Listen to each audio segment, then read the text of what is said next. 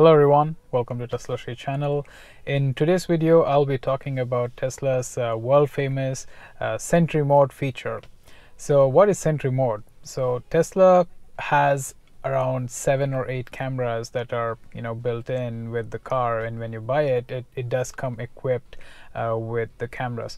So the reason Tesla puts in the cameras are for the full self-driving option that they provide, where it's purely vision based now, and these cameras help help the car in navigation.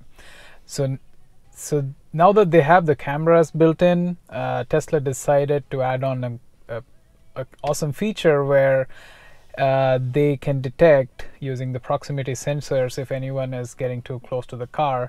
They immediately capture those the videos from all 4 sides using the cameras that are in the car, and that saves it onto maybe a SSD or a memory card that you set up beforehand, and that's the Sentry Mode feature.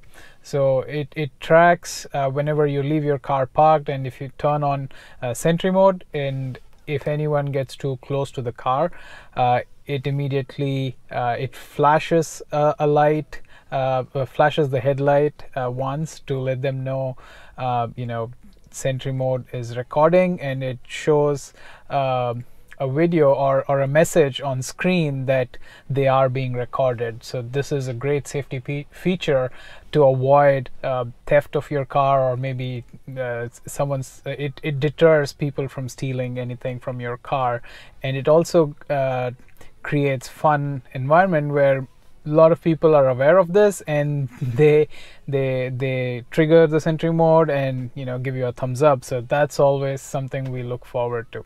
So let me show you how Sentry Mode works, how you can turn it on, how you can set up the memory card or an SSD to make sure the Sentry Mode footage is captured, and also how you can review the Sentry Mode from the screen, and the Sentry Mode captures from the screen, and how you can delete or clear out videos that you don't need anymore. So yeah, let's take a look at all that. So before you turn on Sentry Mode, you need to make sure your USB drive is set up. For older models, it is at the center console here in front of your cup holder. There are 2 USB ports, which I don't know if I can show you, but it's right up there. And then I have plugged in wireless charger to it. So I have plugged in my USB drive to the other port, and that's how it looks like. So I have a micro SD with the card reader setup, and this is a high performance one so that you don't have issues with capturing video. And make sure you have something similar set up, and I will leave links to the products I have been using, and it's been working great. I did use micro SD before, which didn't do that great job, and Tesla would give me a message saying the performance is not up to mark, and it cannot capture videos on it. So I did upgrade my setup, and now it's been doing good. You can also set up a SSD, which is even better, so that you have more storage, and then it has faster read writes.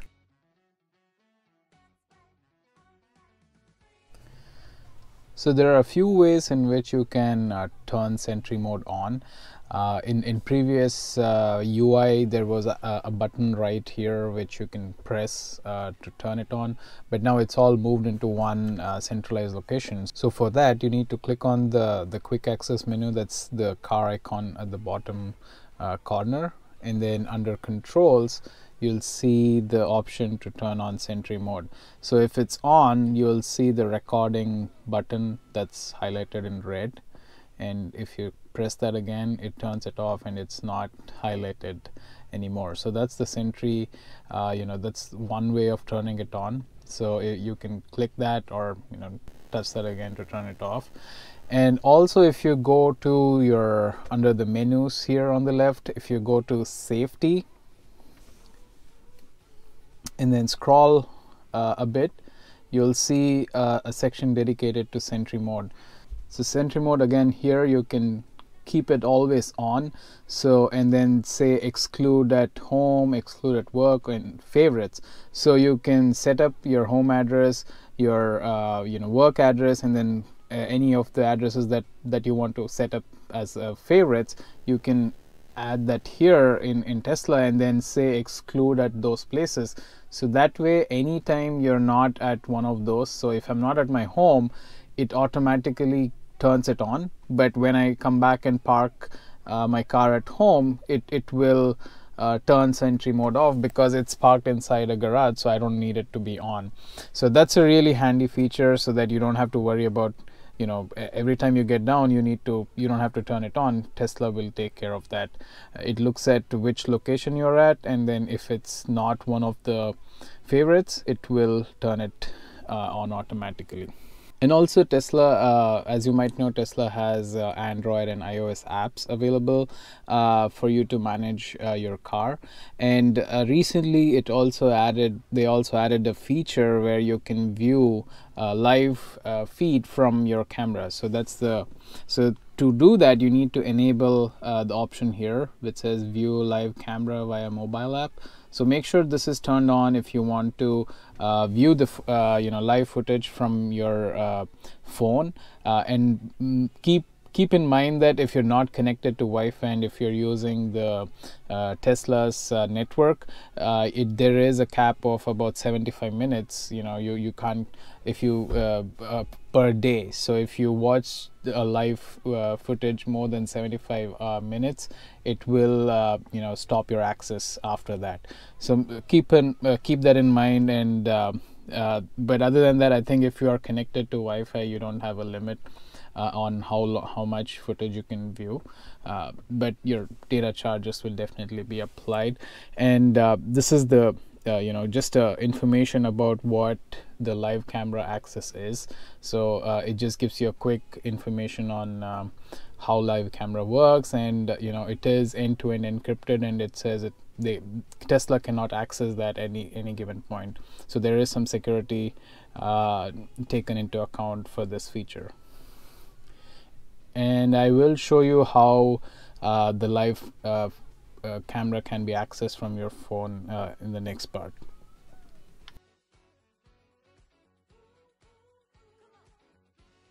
So I'm in the Tesla's Android app, and as you see, there are a lot of options here which I'll be talking about in a different video. But to access Sentry Mode, you click on Security, and then you see the first option available there is Sentry Mode, and you can toggle it on here. And as soon as it turns on Sentry Mode, you'll see View Live Camera option available. So you can click on that, and then it'll take you to the live camera option where it gives you option to select whichever camera out of the four, front, and then the two left and right cameras, and then the back one. And you can press and change the view. So in this case, I press the left camera. Now you see the left footage, the footage from left camera show up, and then this is the right camera, and then this is the footage from the rear view camera.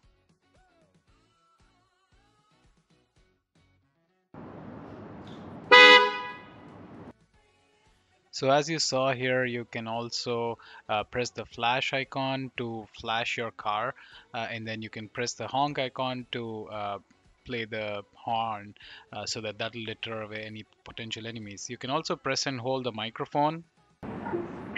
I see you.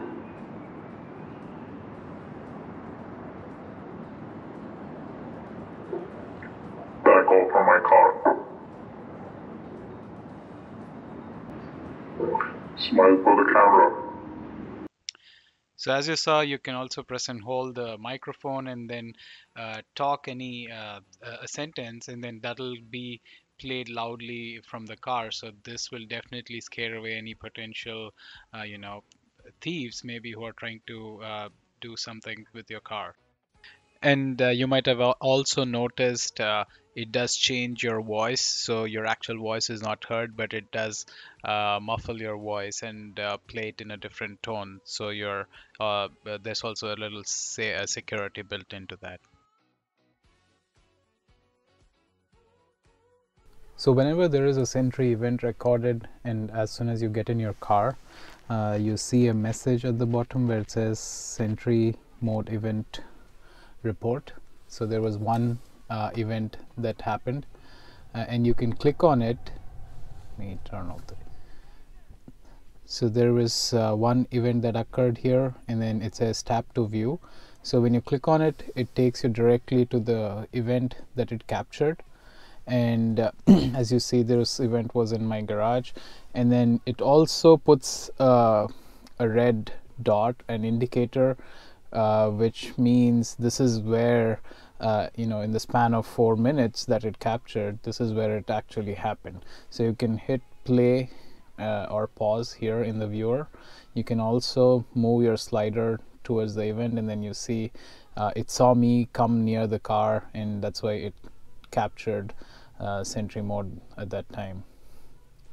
So it captures really well, and then you can change your views as well. So here it's the left camera, this is the right, the rear view cameras, and so on.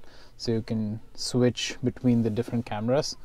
You can also delete a video if you see that there's nothing that happened. You can always click on the delete icon here, and then it'll say, do you want to permanently delete the footage? And then you can say yes, and it'll delete that.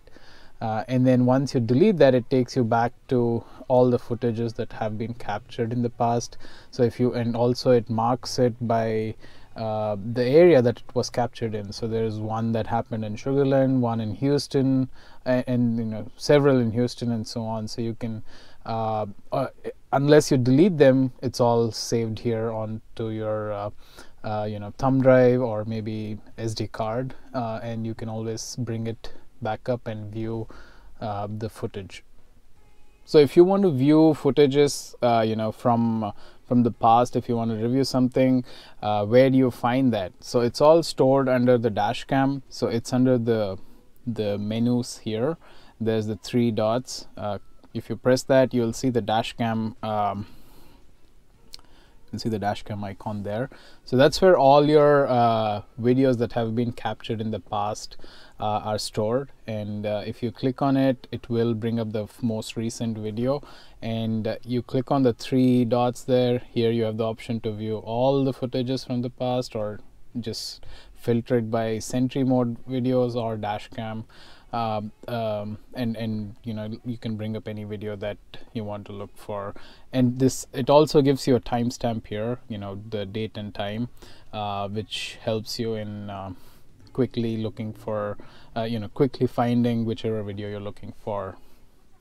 And say this is the video I want to look at. I press that, and then it brings it up, and like I mentioned before, it also gives you the exact timestamp where the event was triggered, and you can press that and then review the footage. Looks like someone walked past the car, so it triggered it.